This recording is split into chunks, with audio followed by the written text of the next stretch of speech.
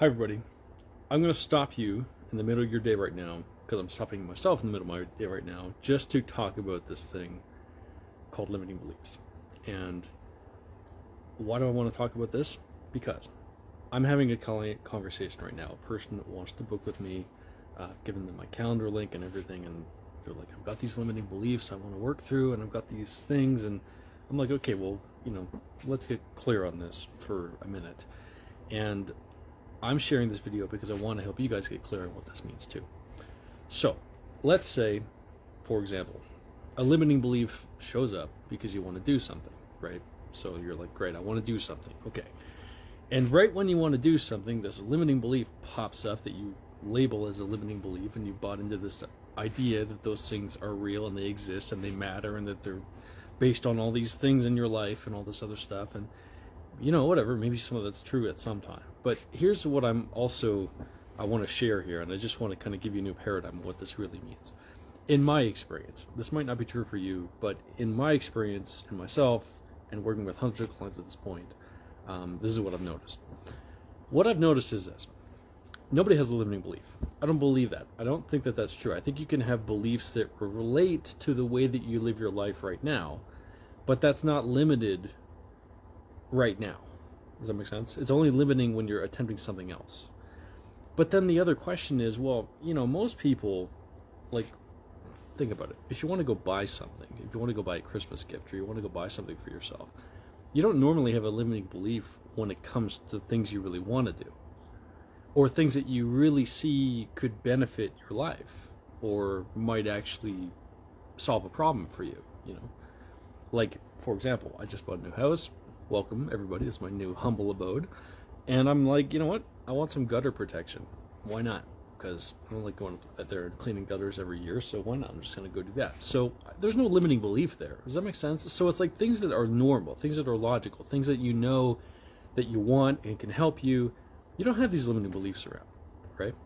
So then where do they show up, and why do they show up? In things that maybe you don't really want to do. Or maybe it's like this, and this is what I think is most common.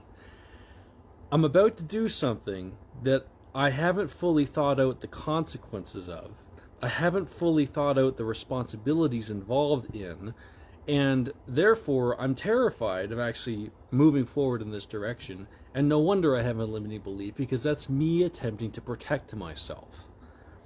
So you don't have a limiting belief. What you have is a belief that's attempting to protect yourself from burning yourself out, or not profiting from your efforts, or getting into a situation where you can't handle it and you're just stressed out again. So here's a paradigm I want to give you.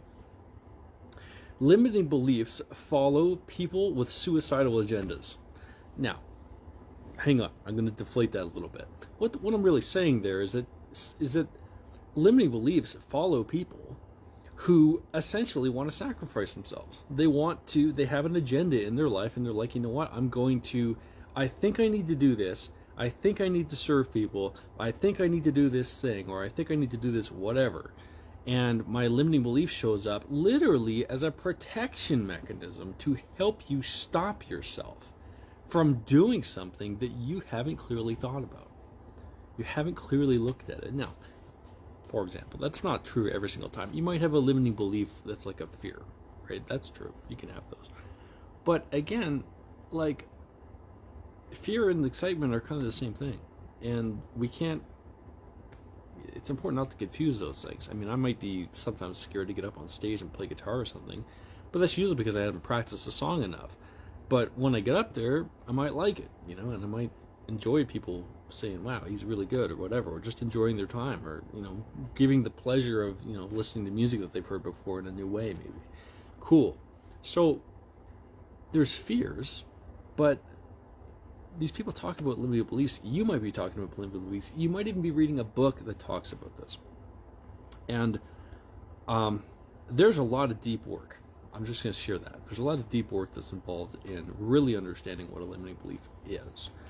And I think in the simplest explanation that I want to offer, and I want to offer you, because you might be the kind of person who's stuck in this, or you might be the kind of person who's like just bought into the pathology of this, and then is just neurotically searching for the next fucking limiting belief to go clear. And I want to give you something to walk away with here in this little video. And so what I'm going to share here is that the way that you live your life, the way that you are living your life, is extremely valuable to you. Okay? And I'm sharing that because it is the way you live your life. And people can debate this all day. I'm not here to debate it. I'm here to state for you, to give yourself the privilege of this idea, which is that the way that you live your life is actually the way you want to. And it's actually incredibly valuable to you. And actually, if there was a massive change in your life, it would probably upset you a lot. And so when I have a client, and you might be this client, when I have a client who's like, I want to do something more, or I'm procrastinating on doing this thing, or I have this limiting belief that's keeping me from having the resources or the energy or the know-how or the time or whatever to accomplish this thing, and I want to work on these issues so that I can accomplish this thing, or I can start doing more of this thing. That's one of the key words. I want to do more of that. I want to do more of that. I want to do more of that. I want to do more of that, right? No. Nobody wants to do more of anything, actually, because why? You only have so much bandwidth. You know, there's a little part of your mind that knows exactly how much bandwidth you have to actually function in your reality. You would only know that if you did some deep work. I happen to do a thing called behavior tracking. It's a magnificent tool. Anybody should do it. I'm building a program on it. It's so fucking profound for me. It blows my mind. But what it showed me is that on average, I can accomplish about 25 things a day. 25 things. No more, no less. 25 things on average. And in any given time, any given day. Okay. So therefore, I can't burden myself with 25 more client calls every day. I can't burden myself with, 2 more hours of driving every day. I can't burden myself with like this and that and this and that and all these other things that might happen as a consequence of taking a one action. And so you just got to think about this here for a second. If you're like, I'm procrastinating on this thing, it's not getting done, or this isn't happening, or, I don't have the energy for this, or whatever, or I have all these thoughts that come up when I start to attempt this thing that I say I want to do. Well, if you look at that thing, you might think it's one thing. So you're like, no, it's just one thing. I just want to do this one thing. Great. But if you really think about it, or if you have a guide, a person who's done it, and you maybe talk to them, and they're like, you might think it's one thing, but actually that one thing leads to 100. And you're over here with the resource capacity of 25 things a day.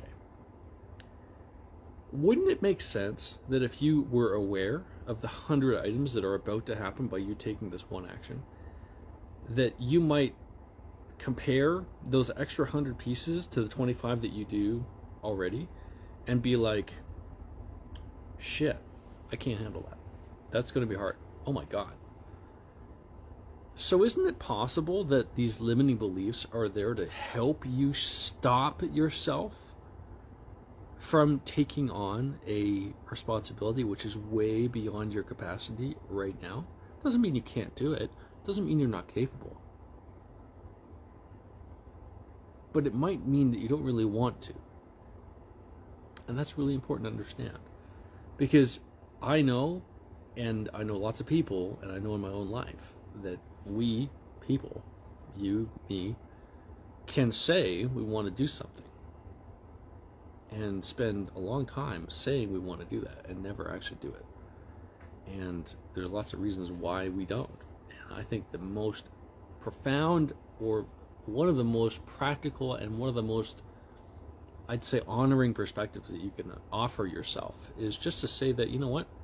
The results and the consequences of me doing this thing that I want are too great for the way I want to live my life.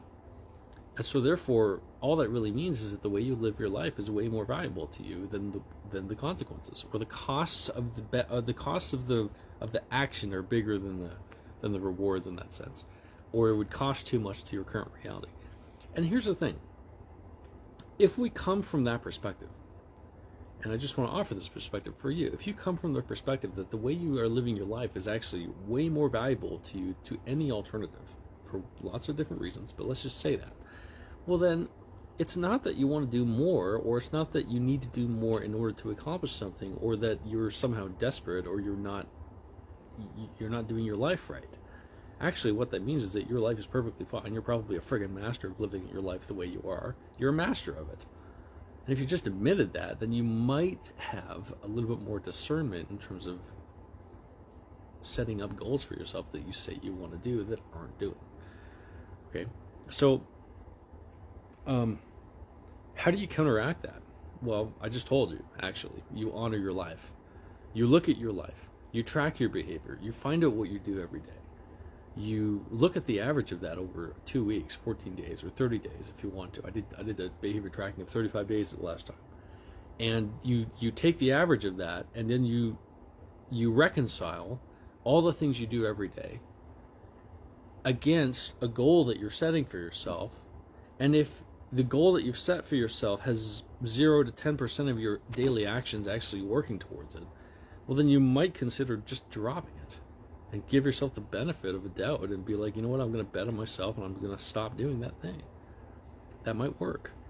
You might find that, hey, if your goal is to make more money, for example, whatever, I would suggest maybe change that goal into I want to manage the money that I have, and then be more capable and feel more willing to take on the responsibility of a little bit more, you know. So I want to share. I'm sharing that because I hear people, I hear you, and I hear people talk about limiting beliefs. And it's my observation that nobody has a limiting belief. You have a belief that you're trying to protect yourself from. You're like, here's what I believe. I believe the consequences of this action are way bigger than anything I've thought about. And so therefore I'm scared of that, and I'm going to limit my belief to avoid that potential pain, or that potential cost, or that potential this, whatever. It's a protection mechanism. It's not bad. It's normal, actually. It's actually it's a limiting belief. A limiting belief literally is the most valuable part of you that understands who you are and cares about yourself more than you do, apparently. And it's like, no, I'm going to limit your capacity in this particular area because you haven't fully thought about it. You're not aware of the downsides. You're not aware of the responsibilities, or you're not aware of the cost to your life. And I'm going to make sure that you don't go down that road so that you can stay over here and live and love your life, essentially. That's what that is. And most people don't want to think about that. They don't look at it. They don't think about it. They're not aware of it. They just buy into the pathology that's sold by the fucking self-help industry out there that says, oh yeah, you've got a limiting belief. You got to clear that limiting belief to go and get that thing that you have said you wanted for the last 10 years and have no evidence of actually producing. Okay. So is that a limiting belief? I don't think so. My perspective is that, and I've shared it again, I'll give you one more. All you're ever doing in life is exchanging value, okay? So the person you are today is exchanging value. The person you are tomorrow is exchanging value. If you have a track record and you know what value you're exchanging in your life, the amount of things that you do, the amount of things that you have, the amount of things that you end up being in your life, or like who you hang around with or whatever, you'll find out that you have a bandwidth. And you would only know that if you did behavior tracking. So like, from my perspective, the first thing, like every client now that I take on, they message me, they're like, I want to work with you. I've worked with you before. I want to do it again. I'm like, great, you're going to do behavior tracking for 2 weeks. And they're like, oh God, no, I can't do that, because they don't want to be accountable. They don't want to see the truth. I don't really give a shit about a person's feelings about that. I want people, because I honor you. I care about who you really are. And I want you to see the truth of who you are. And in order to do that, we must have a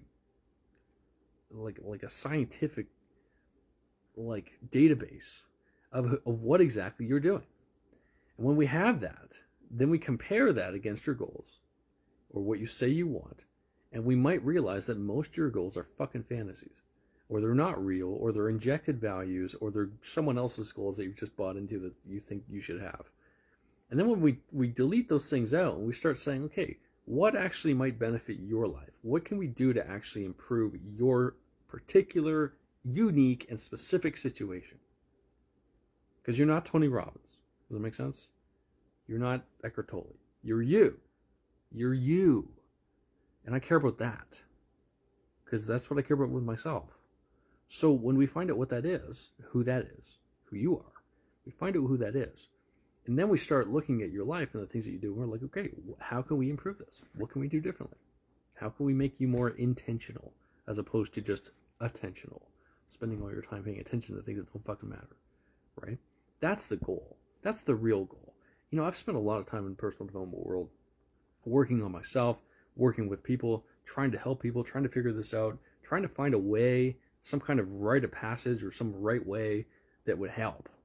And I've come across these 3 things that I do now, and one of the first one is behavior tracking.